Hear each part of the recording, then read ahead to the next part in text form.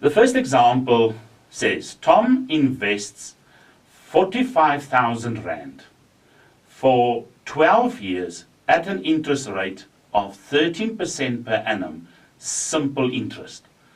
So within these problems, they will always say to you that it is simple interest or it's compound interest or whatever the case may be. We are now on simple interest.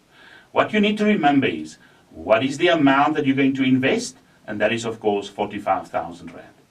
For how long? For 12 years. What is the interest rate? 13%. So those are the key factors of this problem. 45,000 Rand for 12 years at a rate of 13% per annum, simple interest. Let's read the first question. Calculate the accumulated amount, that is now, we also refer to it as the future value, the value at the end of the period, of the investment in 12 years' time. So what is the amount of money you will get back? Of course, you're going to get back your 45, but it will now include the interest. So what is that total amount? Let's discuss that. This problem is about simple interest. We want to invest 45,000 Rand for a period of 12 years at a rate of 13%. Simple interest. Now, to do simple interest or to calculate simple interest, we have a formula that we're going to use. Let's look at this formula. The simple interest formula is A equal to P, 1 plus NI. Now, what does this mean? Let's quickly discuss these symbols. The A represents the amount at the end of the period. We also sometimes refer to it as the future value. Because you invest money now, you only get it within, in this particular case, 12 years' time. The P is what we refer to as the present value. That is the amount that we will invest. In our problem, we are looking at now, you will agree with me, P will be 45,000. Because that was the amount of money that we want to invest. That's the P. The N is the number of years that we're going to invest this money for. So N for this particular problem, 12 years.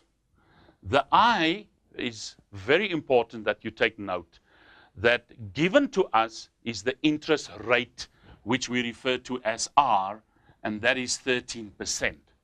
And it is really important that you know that you never ever substitute a percentage into a formula.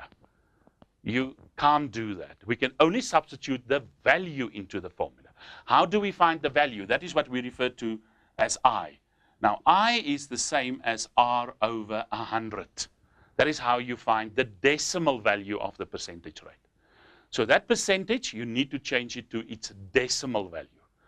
And that is when you divide it by 100. So this is 13 over 100, and you can write it easily as 0.13. It is important to take note that when you do that division, you are not allowed to do any rounding off. So when you divide it, you must substitute it with all the decimals. Otherwise, your answer will not be correct. So if you're worried about that rounding off all these decimals, what you may do is then instead is to substitute the fraction into your formula. And when you use your calculator, you will just use the fraction button. So both these ways, anyone you can use, both are correct. So let's now substitute this into our formula and calculate the simple interest. Our P is 45,000. That is the present value that we want to invest. 1 plus my N is my time period, which is 12 years. And I'm just going to put it in a bracket so that you can see exactly what the substitution is all about. Remember, this NI is a multiplication, so I put another bracket.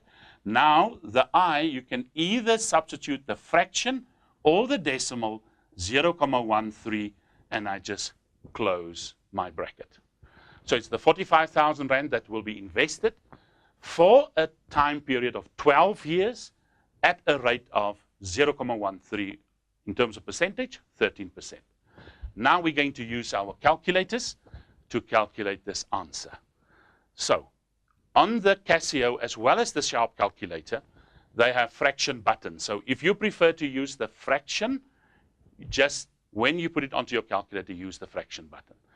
Take your calculator and let's do it together now. I've got the Casio one, but it doesn't really matter. If you've got a Sharp, use that. I'm going to put the 45,000 Rand on, 45,000 times by my first bracket, 1 plus. If you want to, you can use the brackets there as well, or you can just say 12 times that.